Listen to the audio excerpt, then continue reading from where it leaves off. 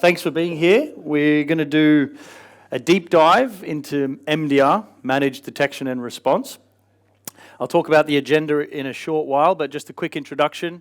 My name is David Mareels. I'm a Senior Director in Product Management in the Security Operations part of SOPHOS. So MDR and Managed Services, from a product point of view, is what I own. So I'm well placed to sort of talk about MDR. I'll go a little bit technical to show you sort of how it works. And we've got an exciting sort of talking a little bit about the future. I've got told to make some predictions. So this is sort of the agenda. I'm going to go high level, what's the mission, how it works, so the technical details of it, across the people, technology, and process. And then I'm going to talk about what we're seeing in the market and try to give some predictions. Obviously, a bit of a Gen AI focus as well. And then we'll wrap it up and questions and answers after. I've been with SOPHOS for 2 years, I should say. I was in startup world before SOPHOS. So I was the CEO and co-founder of a small startup called SOHOS, and SOPHOS acquired us last year in April, very much for a lot of the stuff I'm going to be talking about today. So let's dive in. So the MDR mission, what's the mission of MDR? I think it's a simple but effective one. It's to detect and stop threats against our customers and further their resilience. And we achieve this by putting the human forward to problem solve and partner with our customers. How I always position the value of MDR is a human-centered service, right? It's technology is one thing, but it's the process and the people behind the MDR that really makes it tick. So let's sort of show you how we think about the team and how we structure ourselves, and sort of this, and give you a glimpse of the scale. So organizationally, this is how we structure ourselves. We have on the left there, the core operations team. This is your typical, tier 1, tier 2, tier 3 with leads around the world. And then supporting teams. That's the awesome sort of the teams in the back end that do all the enhancing work. So security automation, threat hunting, threat intelligence. Threat hunting is absolutely crucial to be a really great MDR provider. You need to have what I call a zero-day protection. So threat hunting is where we do not look at alerts or detections or logs. It's how do I get into the environment without setting off an alert, without sending out a detection, and then close the detection gaps. And so we do 20 to 30 threat hunts across our customer base every month to close those detections. Look for 0 days. Globally, we have 250, 260 people there today. We serve 18,500 customers globally, MDR customers. So I think by customer count, we're the largest MDR provider in the world. And with that provides us with a really unique viewpoint into data, into the global threat landscape. So this is roughly how we think about the regions. Obviously, everyone's in their bedroom now, thanks to COVID. We have a few SOC centers, but roughly that's sort of where the locations are. And you can see 4 lucky people in Hawaii. So I don't know how many alerts are triaged there, but that's roughly how we organize ourselves. And it's a real big job staffing this beast, right? There's a lot of effort that goes behind the scenes. So just showing you how do we start to think about, how we keep our people sweet, how we get coverage. So just to give you a glimpse, right, of we have 15 teams with shifts, 9-hour shifts. We have an overlap across every shift to ensure you have a very consistent service in case there's an incident. You don't want one team to stop and then all of a sudden another team to pick it up. So that consistency is absolutely crucial. And we put a lot of effort into trying to make this a very enjoyable place to work. This is a very stressful, if you're an analyst, tier 1, tier 2, tier 3, it's a stressful place. It's 2,500 cases a week we see. And so that's crunch time. That's in the trenches, constantly seeing alerts, constantly working the queue. It's really stressful. So we do a lot of effort to make sure our team is set up for success. We put a lot of effort into, 1 weekend per month. You can see some of the stuff there. Not more than 5 days in a row, step away days, learning, training. We put a lot of effort in that. I will go back to this slide to show you, this is a really exciting career for an analyst as well. If an analyst comes into us, then we're a very attractive place to work. Tier 1, a couple years in Tier 1, you can go to Tier 2. A couple years in Tier 2, you can progress to Tier 3. If you want to do management, you can go to team lead. Or you can go detection engineering after 5 years. You could go to product management. You could go to threat hunting. We have a really exciting place and a very exciting career for young analysts. Which leads me to sort of the first not prediction, I guess everyone has seen this, but I see a very unique part of this. I'm saying prediction one, I think we're sort of here already. I'm saying the talent war within the Defender ecosystem will worsen. What I mean by that is, because we're such an attractive place to work, we're actually part of the problem. Everyone says it's so hard to retain staff, it's so hard to keep staff in my internal team. The MDRs and the MSSPs are part of the problem. This is an exciting place to work, and when I pitch this to customers, the young analyst says, "Shit, can I put a CV in? Can I apply? Because it's a fun place to work." And so what I see is, I think this adoption of MDR and managed services is completely inevitable. I think it's like the cloud adoption piece almost, where it's a bit bonkers. Some customers, it makes sense to do data on-prem and have data centers, but for the vast majority of customers, it's like, why are you still doing this? It's too costly, it's too complex, it's too hard to retain people, just outsource it. And that's really the thought leadership piece we're pushing at SOPHOS is cybersecurity as a service. Don't do this yourself, guys. We'll give you the 24/7 coverage. We have the team. We're the experts in cyber. And I think one of the drivers is around the talent defender. Everyone says costly and complex, but really there's a talent war. It's really easy for us to hire people, and it's a really exciting place to work. So that's sort of prediction one, or observation one. That's the people side. Let's look into technology. So looking at how we sort of think about the market, how we think about where the market's going, is, these are all sort of the example vendors that we deal with today that we can integrate with. What we're seeing now is, so out of those 2,500 cases a week, we see a third, roughly, of all of those cases now being created from third-party detections. So it's no longer just a SOPHOS play, right? We entered managed services three and a half years ago, just on SOPHOS. SOPHOS XDR, SOPHOS email, SOPHOS cloud, SOPHOS network, right? Now we're seeing much bigger push and customers demanding a much more modular approach. So, well, I don't have SOPHOS firewalls, I have Palo Alto. I'm not using SOPHOS endpoint, I'm using Microsoft Defender. I'm using Veeam for my backup. And the customers are now demanding a much more modular, much more flexible solution because they do not want their managed server tied to sort of the underlying technology. And so the big lesson there and the takeaway is, 33% of our cases are from third parties. We are seeing the attack surface change. On Microsoft alone, we see 2 full-scale incidents a day from detecting from the audit logs from the Microsoft estate. Things that Microsoft don't even detect. E5, everyone's familiar, very expensive solution to come up with the security analytics. Even our E5 customers, we're detecting stuff in the raw audit logs that are not even coming up with E5 Microsoft. So business email compromise, account takeover, fraudulent funds transfer, all of those things we're detecting, and 2 a day on Microsoft alone are incidents.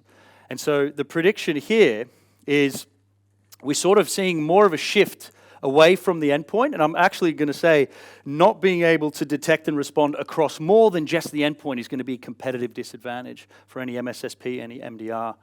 You're going to see more vendors appear in these categories. You're going to see more of these categories, and you're going to see the MDR providers that can really have a modular approach for customers, I think, are going to be the winners. Because customers more and more want that dislocation between my underlying technology decisions, and they want their technology to play very nicely with their services. And for the first time, we did one of those Gartners and Forrester reviews for us demo for MDR. Out of the four scenarios, 2 were completely away from the endpoints. The first time we saw that. So anyone that wasn't ingesting Microsoft, wasn't ingesting API logs, wasn't ingesting all these other different sources, were completely in the blind. And it was the first time we saw that, where the MDR demo scenarios, one was API data theft and one was business email compromise and fraudulent funds. Nothing to do with the endpoint. So I think we're going to see that more and more appear. You're going to see customers demand more detection and response capabilities, not just on the endpoint. Maybe 10 years ago, that's all it was. It was just managed endpoint, managed server protection. They were my crown jewels. We're seeing a more of a shift away from the endpoint and the server and move more into the Microsoft stack, the identity stack as well. Now I'm going to go into a little bit more detail to talk about how it works and sort of where we're going with the roadmap. So let's talk a little bit under the weeds to talk about how do we ingest all that data and how the hell do we make sense of this. Okay, so fundamentally, MDR, to be a good MDR provider, fundamentally is a data challenge. We're seeing if we're integrating with 10 of your security tools, it's a data problem. Every vendor spits out a different looking alert with a different scoring, with a different severity, and how the hell do we make sense of that? How do we detect threats and then respond if we don't have a grip of what's actually spewing out from your tools? And so what I'm going to talk to you now is how we actually do that. How do we think about that alert fatigue problem, and what are the exciting Gen AI use cases we're playing around with? So first up is the quickest and easiest slide, ingest and filter. This is pretty boring. You'll have tools on premise, or you'll have tools in the cloud, right? So we have to ingest that, so we have to be able to suck in stuff from Syslog, and we need to be able to ingest via API. And that's very high level. That's how you ingest products, integrate with products. Syslog feeds through a VM, or API integration for your cloud-hosted tools. So for Microsoft, for example, two little tiles, click, click, click, and we're sucking in all the Microsoft in the back end from the APIs. Whereas, Darktrace, Paolo, Trend, a little bit more involved, set up a VM, send a Syslog feed, and you're away. So that's how we get the data in. That's not the hard part, right? Anyone who says, we can ingest thousands of tools, usually that's a cautionary tale, because the next question you should ask is, what do you actually do with them? And if a provider says, it's there for enrichment, call their bluff, okay? So if they say it's there for investigation and enrichment, it usually doesn't mean they're operationalizing that telemetry really effectively. And so what we do is we really think about, how do I actually operationalize every single signal that comes into our SOC? And why that's important is because what you're looking at here, and apologies, you're looking at alerts. You probably had a day off of alert triage, but here you have 3 separate vendors. That's a Paolo, that's a FortiGate, and that's a Meraki. All IPS logs, all different lengths, all different severity scores. It's a different language. Every tool's output is a new language to learn. And that's part of the problem. Vendors are part of the problem. We're part of the problem, because the only thing standard in cybersecurity products is the lack of standardization. That's what we say. I call it a 5 out of 5. Darktrace calls it a 100 out of 100. Cisco will give me a 4, right? Palo Alto at the bold says 4. Here we go. FortiGate says 7. Severity high. Critical score 50. Critical level critical. It's a mess. It's a real challenge for analysts to interpret that data, to know what to do with it. And so our first task is to take all of this from all your tools and turn it into something usable. And so this is what we call the clean step. Super, super important. This is sort of what SIM promised to do, right? To normalize and to clean really well. Every third-party tool, every third-party detection looks like that in our system. I wish I had a little laser, but you can sort of see timestamp, source system. Source system just tells my analyst what was the underlying control. Darktrace, FortiGate, Palo Alto, Okta, Microsoft. We have a really nice normalized way of of transforming your data, and we also map it to MITRE ATT&CK. Very important. So every single, you can see threat type ID. What we're doing is we're reading the message and we're mapping it to MITRE ATT&CK. And how we are doing that is, look at this. So this is our first sort of Gen AI use case. This is the pre-processing step. We're playing around with ChatGPT and Gen AI to basically do this for us, to say, hey, if Darktrace tells me download a large number of resources from G Suite service, can I, in real time, in the middle of the streaming process, can I get ChatGPT to classify this accurately? And so we're playing with this now. It's pretty phenomenal how accurate it can be across all different versions of MITRE. And we basically just use this now in line to classify alerts as they come in. And only if this machine is not very confident, then we put it on a queue, and then human analysts intervene. So the prompt we're playing with is, the following alert is a security alert generated by Darktrace. You're a cyber analyst. Can you please explain what specific attack the alert is notifying, classify the alert in tactic and technique ID, and then give the tactic and technique name, and give your reason for the classification, give a confidence score. And so that's basically the prompt we're giving it, to classify a small part of every one of your third-party alerts, and then respond in a JSON structure. So then we can take that and classify your threats really nicely. What's really cool about MITRE is my analysts can do cool threat hunts now across 18,500 customers. If everything has MITRE, I can say, find me spear phishing links, enter. And I don't care if that's Mimecast or Proofpoint, SOPHOS email, Microsoft. I'm abstracting my threat hunt away from the underlying control, and I'm abstracting my threat hunts at a use case and a threat detection level, which is really clever. And so that's what we can do when we do this well. And so my next prediction, back to not being competitive, is it will soon be a competitive disadvantage if Gen AI is not powering your data processing pipeline. I fundamentally believe that. This thing is a real powerful machine, and the companies that are slow to adopt within that pipeline, I think, are going to lose, and they're going to lose quickly. It's not about it's being a competitive advantage, it's going to become a commodity. This will just be in every fabric of every automation layer and every data processing layer, including your SOC, including your MSSP. And I genuinely believe we're not far off where it's going to be a competitive disadvantage. Now it's an advantage. Give it 3-6 months, it's a competitive disadvantage. This will be boring. Gen AI, okay. Yes?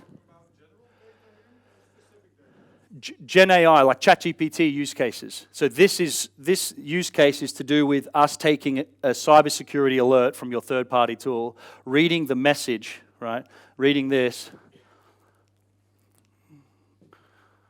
Where does it say? There's some sort of message here. vBulletin, here we go. It's us taking this. vBulletin, route string, widget, config, remote code execution, stripping that out, using ChatGPT to classify that with MITRE ATT&CK. That's what we're doing here. It's one small part of the overall clean phase of your data. So that's clean. That's our first use case we're playing with. Really interesting stuff. The architecture is quite cool as well. Now we clean your data. How the hell do we turn it into stories? How do I take all that data and how do I turn it into actionable intelligence? There's no point lobbing everything into a big bucket, right? How do I actually make sense of it and what's the security analytics under the hood? So let's talk about how we think about correlation, the security analytics at scale. So we actually, because we have MITRE ATT&CK classification, we can now track entities and MITRE through time. So we built a stateful engine, which I'll bring alive in an example. So let's go back to FortiGate. That FortiGate alert that I showed you on the screen, just imagine there's thousands of them firing at you. Our system is reading every single alert and saying, how does that relate to all the others that have gone past, that have gone before? Not just from FortiGate, but how is that related to 2 hours ago, something on the endpoint? How do I do multi-cross source system correlation? That's what this thing's trying to figure out. And so let's give you a glimpse of how it works. So it says out of these 10,000s that are firing in, I've found 20 that are related. And you look at it and you go, well, how's that? How can you tell that's related? So if you can squint your eyes and you have a look, see the alert message. The alert messages are different in every single one of those.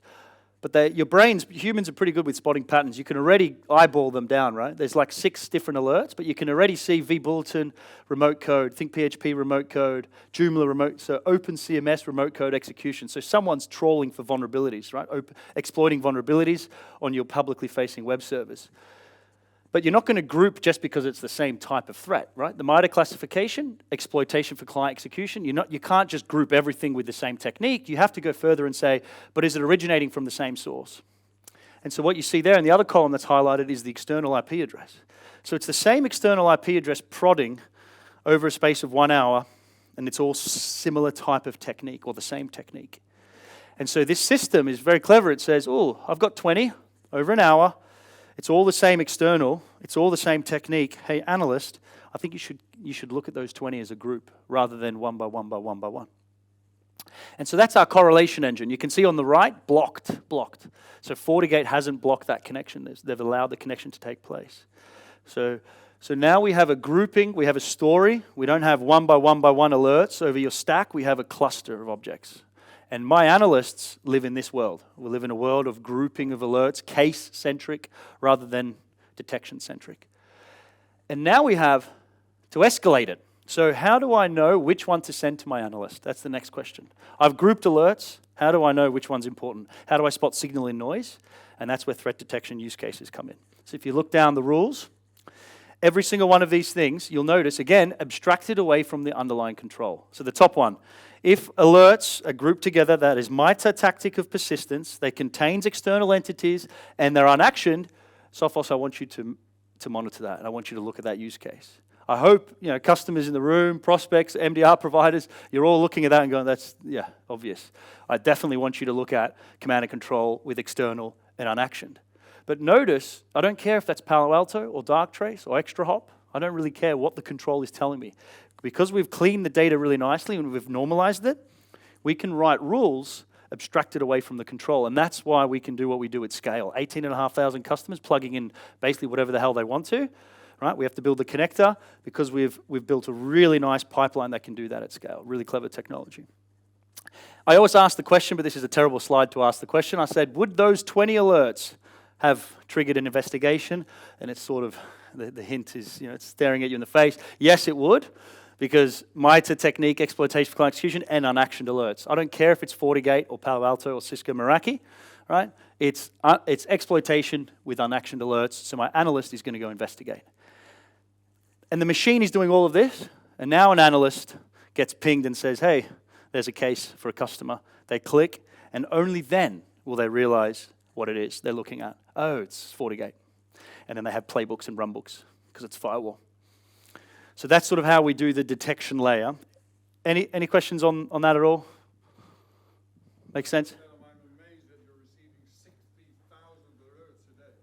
60,000? For one customer, we'll see that. One customer, a big customer, yeah. We process, I think it's like 50 billion a day or something, telemetry sources, yeah. So this is boring, this example that I just showed, right? These 20 alerts but that's the problem. The problem we are facing is what I said, a data problem. It's how do I find the signal in the noise? Right? How do I know which 20 out of those 10,000 are interesting? And that's how you do it. Good data processing, good threat detection use cases, and a lot of iteration, guys. This is not a silver bullet. Every day we have teams tuning this. A new tool is plugged in, we're tuning, we're learning, we're looking at false positive rates, we're tuning, we're updating. The problem doesn't go away. You pay MDR providers. Why are you paying it? Because we're taking the problem away from you. We have the engineers, we have the data scientists that are doing this and love doing it. Now, another Gen AI use case. So here we go. So that was the machine. Now, what does the customer see, right? So those 20 alerts came in. They triggered an investigation, and an analyst did something. What does the customer see? So you're gonna first see the human analyst, what the actions they did, okay, and how they wrote to the customer. So on November the 10th, 2022, the SOPHOS MDR team investigated a case consisting of 20 unactioned FortiGate alerts, which have been grouped together. The case indicates an exploitation for client execution attempt where the probing IP address has been confirmed to be malicious. After conducting open source intelligence gathering, the IP address, there's the technical details attached, was seen conducting ping sweeps on that port. SOPHOS Labs, which is our threat intelligence division, has also verified the malicious nature of this IP. It's already been associated with malware. After further investigation using XDR, so that's where we pivot to our data lake, no internal network processes were observed within the data lake in relation to this IP. That's good. At this time, we recommend performing the below reference remediation steps. Let us know if you have any questions or concerns. Go and update the block list to include an IP listed in the perimeter. Pretty basic step. That's a really boring example, right? Partners can do that, or we can do that. With our own firewalls, we can do that directly. With third parties, we're not far away to doing that straight away by our team, but customers always say, yeah, I want you to do all the response, until I say, well, we're going to actually change your configuration, your policies. And they go, oh, hold on. So we're very careful with third-party response actions. Our own endpoint, our own tools, absolutely. For response, we can do isolation, deleting files, processes. In terms of response capability on the endpoints, we're head and shoulders above the competition. But third party is a little bit of a different beast. So that's the human. I hope, pretty nice, pretty like clear, what I saw, what I did about it, what you should do next. That's the format. Now let's see what we're playing with in the Gen AI world. We're training models to see if the ChatGPT and the Gen AI can do this well. Right? And not to displace our analysts, completely no.